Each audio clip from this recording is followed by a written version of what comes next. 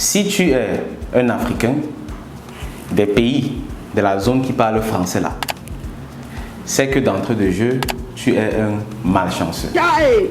Désolé de te le dire comme ça, mais tu es réellement malchanceux parce que plusieurs études ont montré que quand on parle de pauvreté en Afrique généralement, on indexe principalement, il s'agit principalement des pays de la zone franc CFA, ceux qui parlent français et tout et tout.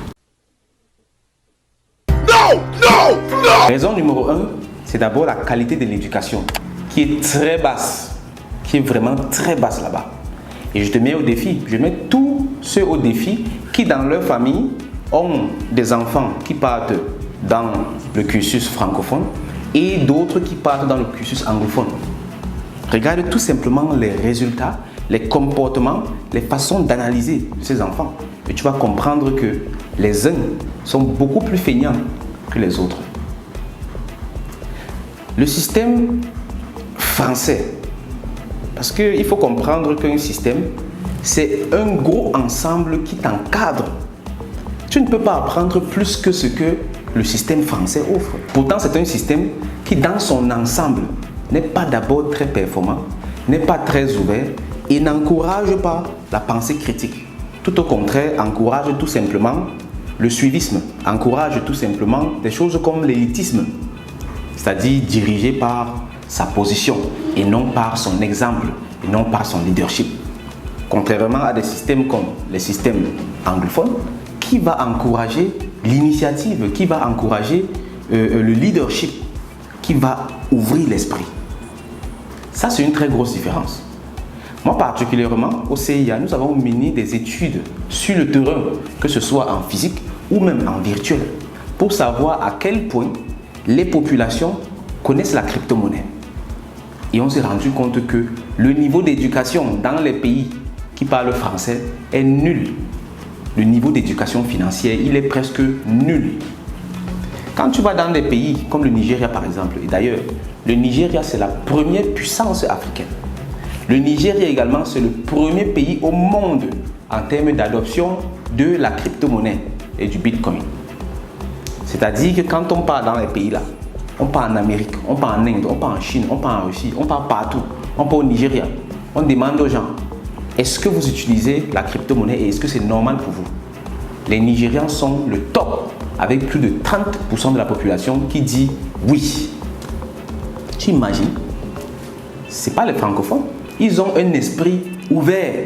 Pendant que chez nous, je vais te montrer quelques images. Nous sommes allés dans les rues. 90% des personnes, quand elles connaissent même ce que c'est que la crypto-monnaie, qualifient ça d'arnaque. Quelles sont vos expériences avec la crypto-monnaie? Bon, personnellement, je n'ai jamais essayé. Je préfère me risquer dans des secteurs où je connais, dont j'ai la maîtrise. Et là, je n'ai pas la maîtrise, donc je ne vais pas me risquer. Ça dit, les gars sont encore en mode, c'est l'arnaque. Donc, tu es même à, ils ne sont même pas à zéro en fait, ils sont à moins. Il faut d'abord les rééduquer pour qu'ils soient à zéro et ensuite les éduquer pour qu'ils avancent. Donc, nous sommes une jeune entreprise de l'écosystème crypto et blockchain. Donc, actuellement, nous menons une petite étude ici à Douala pour savoir à quel point les personnes connaissent la crypto-monnaie ici et là. Donc si vous êtes d'accord, j'ai une... Aïe, aïe, aïe, aïe, aïe. C'est très compliqué. Tu vois que le combat, il est très rude. Parce qu'il faut rééduquer d'abord la population. Il faut désapprendre, ensuite réapprendre et même apprendre à apprendre. Le travail est total. Tout est encore à faire. Et ça, c'est seulement dans les zones où on parle français. Parce que quand on part dans les zones où on parle anglais, ça va très vite. Regarde le cas du Ghana. L'économie, c'est pas comme ici. Regarde les pays comme le Rwanda, le Kenya. Ce sont des pays qui sont très avant-gardistes, qui sont très en avant par rapport à nos pays où on est trop en retard, où on a l'esprit fermé. On a tous les mêmes outils. On a tous des téléphones. Tout le monde a les smartphones. Mais on ne fait pas la même chose avec. Quand tu vois les films nigérians là, les maisons qui sont là-bas, les voitures là, c'est vrai, ce n'est pas le jeu, c'est vrai. Et ça appartient vraiment aux jeunes, comme tu vois ça là. Parce qu'eux, ils ont compris l'évolution du monde, ils comprennent la finance. Quand on va interroger les personnes, les gens disent que non, la crypto-monnaie, ça bouge, le prix change. Je ne veux pas, j'ai peur, c'est la nappe. Il dit, mais c'est parce qu'on nous a enfermés dans un système utopique, avec une monnaie qu'on dit que c'est fixe, alors qu'aucune monnaie n'est fixe. Comment tu veux qu'une monnaie soit fixe? Pourtant, on échange ça chaque jour. C'est pas logique. Donc, on est tellement habitué au faux, au point où le faux devient notre réalité. Et quand on te montre le vrai, pour toi, c'est le faux maintenant. Tu vois qu'avec ça, notre plus gros problème, notre premier problème, c'est d'abord nous-mêmes. C'est l'individu d'abord. On doit s'éduquer. On doit s'éduquer. Et on ne peut pas penser de façon utopique aussi, en croyant que la magie va se produire. Non, on doit commencer maintenant avec les moyens de bord. Première des choses à faire, celle que je recommande, c'est que toi d'abord tu te formes. Prends les bases de l'éducation financière. Tout le monde a besoin de l'argent. Tout le monde sort travailler chaque jour pour l'argent. Mais très peu de personnes savent comment l'argent fonctionne. Quand moi je donne des formations ici et que j'apprends aux personnes la genèse de l'argent, 90% des personnes sont tout le temps étonnées. Donc ça veut dire que tu ne connais pas d'où sort l'argent. Ce que tu sors chaque jour pour aller chercher là, tu ne connais pas ce que c'est. Tu ne connais pas comment ça fonctionne. Tu ne sais pas d'où ça sort. Tu ne sais pas comment on fait. Mais c'est très grave. Dis-moi d'abord en commentaire toi-même, est-ce que tu connais la genèse de l'argent? Est-ce que tu connais comment l'argent fonctionne? Est-ce que tu connais comment l'argent fonctionne? On va faire un petit sondage. J'attends tes commentaires là.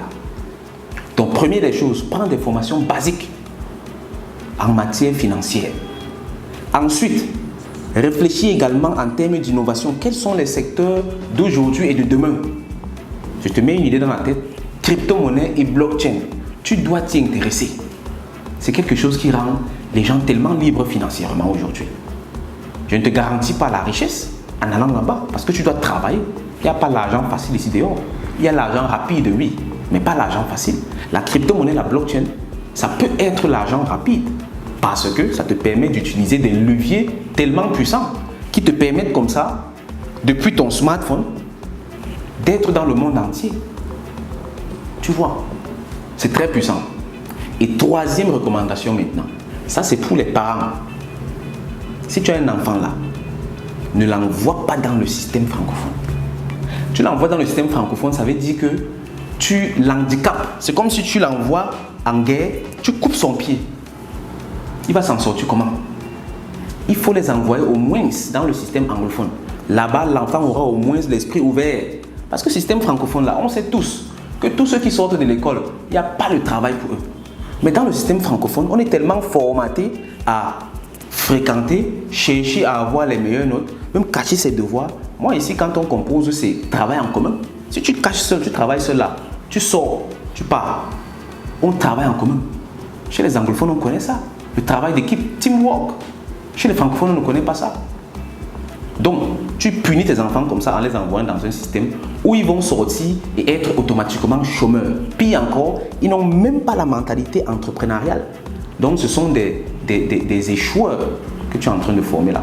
Et tu payes pour ça. C'est-à-dire que tu payes pour que tes enfants échouent. Ma recommandation, c'est envoie-les au moins dans le système anglophone afin qu'ils puissent avoir l'esprit ouvert et se battre.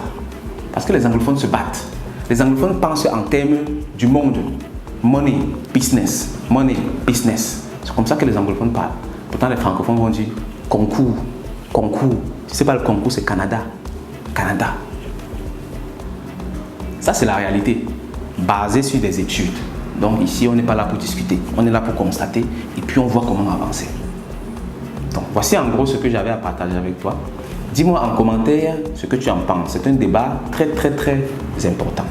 Et dans tous les cas, rassure-toi de suivre la formation gratuite en économie, en finance de base et en crypto-monnaie, en blockchain que je t'offre. Dans la description, tu cliques et en commentaire, tu cliques simplement, tu seras reconduit vers le site web, tu crées ton compte et puis tu accèdes à la formation gratuite. C'est gratuit. Forme-toi au moins et partage-la autour de toi.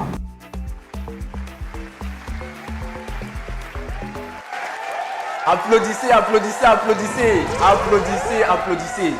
Crypto Investment in Africa, en abrégé CIIA, est une initiative ayant pour mission de former et surtout d'accompagner un maximum d'Africains de tous bords dans le monde de la crypto-monnaie en Afrique et ailleurs.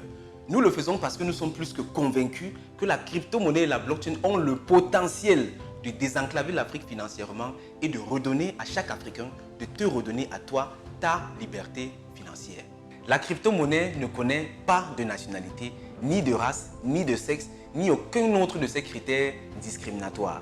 La crypto-monnaie n'a aucune limite géographique et est accessible de partout dans le monde, juste avec un smartphone et une connexion Internet. La crypto-monnaie appartient tout simplement à tout le monde et à personne. C'est la toute première fois depuis plusieurs centaines d'années qu'une révolution donne les mêmes chances de réussite à tous les individus. Que tu sois camerounais, burkinabé, malien, américain, russe ou chinois, tout le monde a les mêmes chances de s'enrichir avec la crypto-monnaie. Pour être plus pratique, voici quelques cas d'utilisation. Avec la crypto-monnaie, tu peux protéger ton patrimoine contre l'inflation. Tu peux également rentabiliser tes épargnes au lieu de laisser ton argent dormir quelque part. Tu peux également préparer ta retraite en toute indépendance ou encore emprunter de l'argent gratuitement pour financer tes projets et bien plus encore. C'est donc une opportunité inouïe pour chaque Africain d'atteindre la liberté financière, d'abord individuellement pour soi-même et ensuite surtout collectivement. Bien entendu, à condition de comprendre comment ça fonctionne. C'est pour cette raison que le CIA organise depuis 2020 plusieurs événements et formations autour de la crypto-monnaie et de la blockchain afin que quiconque, peu importe le niveau scolaire, le sexe ou l'âge, puisse comprendre exactement ce que c'est et surtout comment ça fonctionne. Je t'invite donc urgemment à t'y intéresser et surtout à rejoindre le CIA afin de ne pas louper cette opportunité d'atteindre ta liberté financière grâce à la crypto-monnaie et à la blockchain. Pour nous contacter, il suffit de cliquer sur l'un des liens qui se trouve en description de cette vidéo ou de nous visiter physiquement dans l'un de nos sièges, le siège principal étant à Douala au Cameroun. Sur ce, je te souhaite la bienvenue au CIA, main dans la main jusqu'au sommet avec la crypto-monnaie pour une Afrique riche et prospère. Au revoir, bye bye.